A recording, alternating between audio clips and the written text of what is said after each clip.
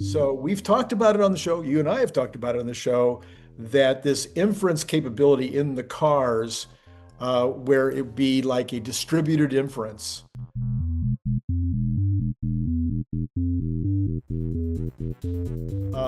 and ultimately maybe in the robot. I mean, it'll be in the robots and it'll be wherever these chips are. But in the robots, I see those as a lot of those are going to be working 24/7. They may not have the downtime, but for the cars, obviously they're going to have downtime when these inference chips uh, uh, could be could be part of a giant computer worldwide, so to speak. But talk about the financial aspects, which you just talked about a minute ago. So one thing is that, oh, sorry, I think they're over engineering for what Tesla bought and what robotaxi need. If they were only saying, I only want to solve safer than human robotaxi, or I only want to solve for a bot that can do the tasks around the home or in the factory, they would not need AI6 for sure, and they probably don't need 80% of the AI5 chip. That extra compute is not needed for those normal functions of those the bot and the car. So they're doing that because they want to have AI inference as a service, where basically they can send out compute tasks to the bot and to the car. So they said that Elon described that the car, even under robotaxi, having more usage than a regular car, say 4 times, 5 times more, that's still, you're going from 10 hours to 50 hours.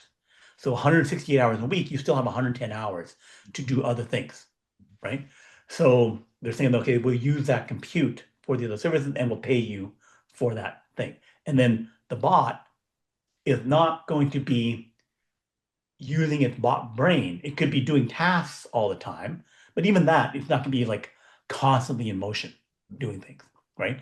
And then the brain part of it, just like they keep saying that human brains only use 10% of their brain for whatever we're doing, that 90% is not used or something like that. That's the same thing for the bot.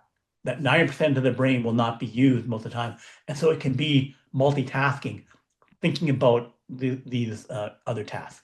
For the financial part of it is that, let's look at the $27 billion data center that Meta is funding, called Hyperion, in Louisiana. So they got some big fund to chip in a bunch of money, and then they're building out this massive data center, which will take 2 gigawatts, 2.2 gigawatts. So Entergy, a utility, is going to put in 3 natural gas turbines, each one generating about 700 megawatts, 750 megawatts for this facility. So they'll take until 2028 to install the first 2, and then 2029 to install the last one, and then they'll put in chips for that. So this massive spend, and then I dump in the chips to do this data center. And let's say it's for inference. Right? Then you're looking at 500,000, maybe a million chips. Probably 500,000. No, probably a million chips. A million chips they could put for this facility. So then, conversely, if you have 20 million Tesla bots, and each have 20 million of the AI6 chips by 2030, right? Then that could have a kilowatt per, so like 20 gigawatts of compute in devices that other people bought and paid for. And then they can then send out these compute tasks.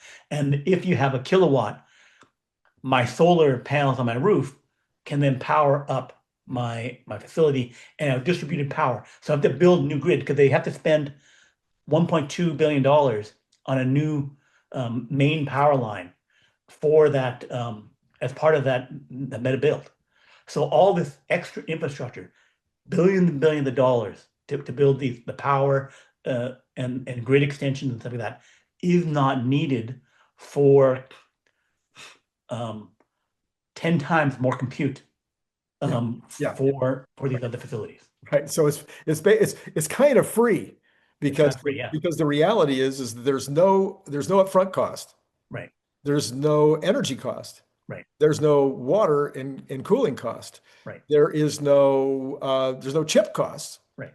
So the only thing that you have is the ongoing, the what do you want to call it, the operating cost. But the operating cost is probably a lot less than the operating cost for one of those data centers. Oh yeah, you don't have the land, you don't have the factories.